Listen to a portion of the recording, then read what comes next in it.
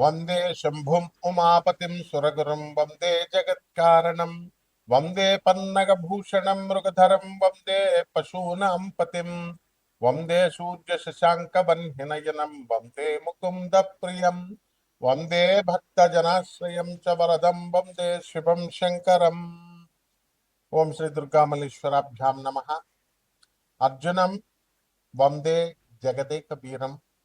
ఓం శ్రీ రాధాకృష్ణాభ్యాం నమః.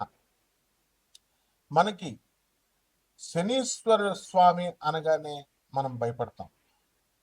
చాలా మందికి శని అర్ధాష్టమ, అష్టమ, ఏలినాటి శని సమయాలలో మాత్రమే మిమ్మల్ని ఇబ్బంది పెడతాడేమో, మిగతా సమయాల్లో ఇబ్బంది పెట్టడేమో అనుకుంటారు. కాదు, అసలు అర్ధాష్టమం, అష్టమం, ఏలినాటి శనిలో ఇబ్బంది పెట్టడాలు కాదు, అది ట్రైనింగ్ ఇస్తున్నాడు మీకు.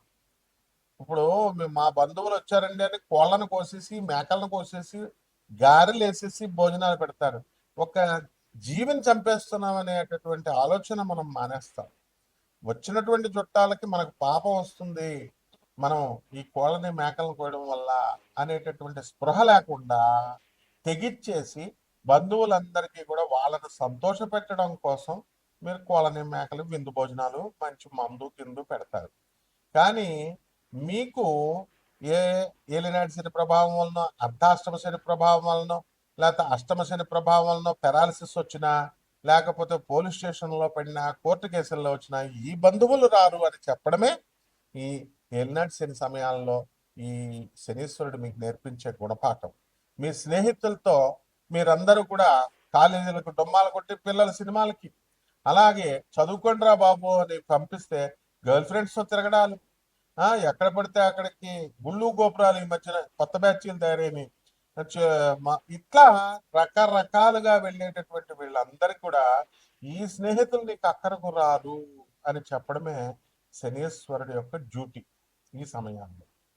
మరి మిగతా టైముల్లో ఏమండి, ఆ మాకు అర్ధాష్టమం లేదు, అష్టమం లేదు, ఏలినాటి శని లేదు, మిగతా టైముల్లో శని ఇబ్బంది పెట్టడా అంటే ప్రతిసారి ఇబ్బంది పెడతాడు. అలాగే ఆ ఇబ్బందిలో ఒక క్రమశిక్షణ నేర్పిస్తాడు. మీరు ఎందుకంటే శనీశ్వరుని అంటారు? మీరు అసలు మీరు చేసుకున్న కర్మకి ఫలితం ఇస్తాడంతే. అంటే మీరు పూర్వజన్మలో జన్మ పరంపరలో 84 లక్షల జన్మలు ఎత్తొచ్చారు. ఆ జన్మల్లో పాపాలు చేశారు, ఇస్తున్నాడు కష్టాలు. సుఖాలు చేశారు, ఇస్తున్నాడు మంచి సుఖాలు ఇస్తున్నాడు, శుభాలు చేస్తే, మంచి పనులు చేస్తే. అది అంతేగాని శనీశ్వరుని ముట్టుకోకూడదు. శనీశ్వరుడికి అభిషేకం చేసినప్పుడు అస్సలు ముట్టుకోవద్దు. నెక్స్ట్ ప్రదక్షిణాలు చేసేటప్పుడు నవగ్రహాలను ముట్టుకోవద్దు. తర్వాత ఈ యొక్క శనీశ్వరుడు కాలు కడిగేసుకోండి అభిషేకం చేసిన తర్వాత.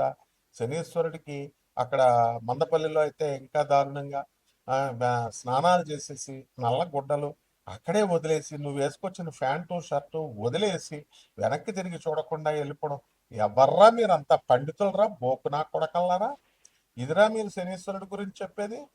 ప్రజలకు ఎలాగూ బుద్ధి లేదు, పామరులకి చెప్పేటటువంటి మీకన్నా ఉండాలి కదా బుద్ధి. అంటే మిమ్మల్ని గౌరవించాలా? మిమ్మల్ని నేను ఇలా పనులు చేసి శనీశ్వరుడిని అవమానిస్తున్నారు. శనీశ్వరుడు ఏమన్నా అంటరాని వాడు అనుకుంటున్నారా మీరు?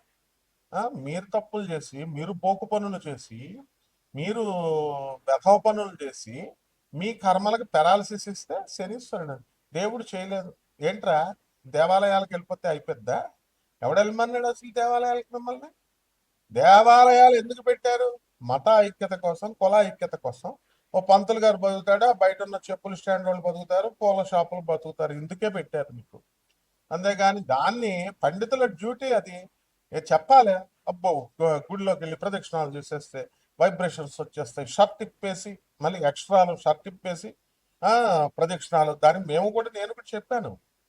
కానీ ఏంటి, ఎలక్ట్రోమాగ్నెటిక్ వేవ్స్ వచ్చేస్తాయి, బాడీ పర్సీవ్ చేసుకుంటుంది, బాడీ తీసుకుంటుంది, నెగిటివ్ పోతుంది, పాజిటివ్ వచ్చేస్తుంది. చెప్తా, అది డ్యూటీ అది. అలాగే పంతులు డ్యూటీ పంతులు చేస్తాడు. పంతులు బతుకుతాడు, ఈ అమ్ముకునేటటువంటి వాళ్ళు బతుకుతారని పెడతారు దేవాలయం. అక్కడికి వెళితే మీ డ్యూటీ మీరు చేయకుండా వాడు ఏంటంటే స్పెషల్గా ఉండాలా, యునిక్గా ఉండాలని శనీశ్వరుని ముట్టుకోకు, శనీశ్వరుని అక్కడే బట్టలు వదిలేసాడు. బట్టరా మీరు, మీకు వస్తుందిరా పక్షపాతం ఇలా చెప్తే. So be careful why preaching all this nonsense. ఏంట్రా శాస్త్రాలు, శాస్త్రాలు ఎక్కడనే స్టూపిడ్ ఫెలోస్. సో ఈ విధంగా చేస్తే ఇటువంటి చెప్పిన వాళ్ళ వీళ్ళకే కాకుండా పాటించినటువంటి వాళ్ళకు కూడా మిమ్మల్ని తప్పకుండా పీడిస్తాడు. రౌరవాది నరకాలకు విసిరేయడం కాదు, అసలు ఎక్కడుండగానే చూపిస్తాడు. శనీశ్వరుడు శివుణ్ణి లెక్క చేయడు, విష్ణువుని లెక్క చేయడు, బ్రహ్మని లెక్క చేయలేదు, అండ్ ఈ ఎదిరించి పడేశాడు. And it is an autonomous planet. ముందే చెప్పాను నేను, ఇండిపెండెంట్ సంస్థ అది. ఎలాగైతే ఒక ఏఐసిటిఈ, ఒక యూజిసి, ఒక అటానమస్ బాడీస్ ఉన్నాయో, ఇండిపెండెంట్ చార్జెస్ ఉన్నటువంటి బాడీస్ అది. సో ఎప్పటికీ ఆయన ఆన్సరబుల్ కాదు శనీశ్వరుడు. బ్రహ్మకి మిగతా గ్రహాలు నోరు మూసుకొని వెళ్ళి రిపోర్టింగ్ ఇవ్వాలి, బ్రహ్మ విష్ణు మహేశ్వరులకు ఇవ్వాలి. శనీశ్వరుడికి there is no necessity. Even నవగ్రహాల నాయకుడైనటువంటి రవి కూడా వెళ్ళి రిపోర్టింగ్ ఇవ్వాలి. అండ్ శనీశ్వరుడు అంటే reformative planet, and he will reform the society, he will amendment planet అది. బ్రహ్మ విష్ణు మహేశ్వరులు కూడా వాళ్ళు పాత లాస్ రాసి ఇది అని అన్నప్పుడు నీకు దాన్ని అమెండ్ చేస్తాడు ఆయన. బలి చక్రవర్తి ప్రైడ్ దానాలు చేశాడు, ప్రైడ్ అహంకారం వచ్చింది. అదే అప్పుడు ఏం చేశాడు, విష్ణుమూర్తిలో దూరి ప్రైడ్ అనేటటువంటి దాని వల్ల గొప్ప నేను దానం చేస్తున్నాను, చాలా మంది దానం చేస్తారు, మంచిది అంతవరకు. సింహరాశి, ఈ సింహరాశి వారికి అందరికీ కూడా 2020 సంవత్సరంలో గత సంవత్సరం కంటే కూడా చాలా అనుకూలంగా ఉంటుంది. అయితే ఈ భార్యాభర్తల మధ్య, జీవిత భాగస్వాముల మధ్య వితండవాదాలు చేసుకుని కొన్ని మనస్పర్ధలు అనేటటువంటివి ఉన్నవాళ్ళు చాలా మంది ఉన్నారు. అటువంటి వాళ్ళందరూ కూడా పరిస్థితులు చక్కబడతాయి. ఏదో రకమైనటువంటి పీడ, సంతానానికి సంబంధించో, భర్తలకు సంబంధించో, లేకపోతే కుటుంబ విషయాల్లోనో ఏదో రకంగా ఒక పీడ అనేటటువంటిది ఉంటుంది.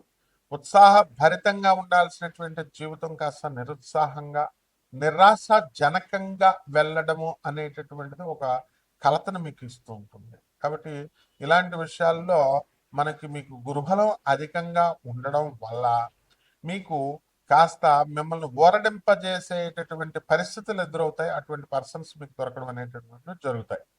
ఆ తర్వాత దానివల్ల మనకి ఈ బాధ నుంచి ఉపశమనం అనేటటువంటి జరుగుతుంది. ఆదాయం కావాలి మనకి, ఆదాయం అత్యధికంగా లాస్ట్ ఇయర్ కంటే కూడా మనకి ఈ సంవత్సరం బాగా సంపాదించడానికి అవకాశాలు ఉన్నాయి. కాబట్టి ఖర్చులు కూడా, ఇతరులకు కూడా మీరు డబ్బులు ఇప్పించేటటువంటి స్థితికి మీరు ఎదుగుతారు. ఇతరుల యొక్క కష్టసుఖాలని అర్థం చేసుకుని వాళ్ళకి సహాయ సహకారాలు అందించాలనేటటువంటి ధోరణితో మీరందరూ కూడా ముందుకు వెళ్ళడం అనేటటువంటిది జరుగుతుంది. అయితే పండితుల యొక్క ఆశీర్వాదము, పండితుల యొక్క సాహచర్యము, ఇలాంటివన్నీ కూడా ఈ యొక్క సింహరాశి వారికి కాస్త ఊరట అనేటటువంటిది కలిగించడానికి అవకాశాలు ఉన్నాయి. ఇకపోతే ఈ సింహరాశి వారు అనేకమైనటువంటి వ్యాపారాలు చేయాలని ఎంతో ఆలోచిస్తూ ముందుకు వెళ్తూ ఉంటారనమాట. కాబట్టి మీరు ఈ వ్యసనాలు ఎవరైతే ఉన్నాయో అటువంటి వ్యసన పరులు, అంటే సిగరెట్ల వ్యసనం, పేకాట వ్యసనం, ఇలాంటి వ్యసనాలు ఉన్నటువంటి అమ్మాయిల వ్యసనం, ఇలాంటివన్నీ వ్యసనాలు అనేటటువంటివి మీకు అధికమైపోతాయి. కాబట్టి ఇటువంటి వ్యసనాలని మీరు ప్రయత్నపూర్వకంగా మీరు ఫుల్ స్టాప్ పెట్టాలన్నమాట. కాబట్టి పరిహారాల దగ్గరకు వచ్చేసరికి పనులన్నీ ఆలస్యం. కాబట్టి శని జపం చేయండి, శని స్తోత్రాలు చదవండి, శనికి కిలోంపావు నల్ల నువ్వుల్ని, నల్లని వస్త్రాలనిచ్చి పేద బ్రాహ్మణులకి శనివారం నాడు ఉదయం 8 గంటలకి దానం చేసుకోండి. రాహు జపం చేయండి, రాహు స్తోత్రాలు చదవండి, రాహుకి కిలోంపావు మినుముల్ని, ఆవుపేడ రంగు ఉన్నటువంటి వస్తువులనిచ్చి పేద బ్రాహ్మణులకి శనివారం నాడు ఉదయం 8:05కి దానం చేసుకోండి.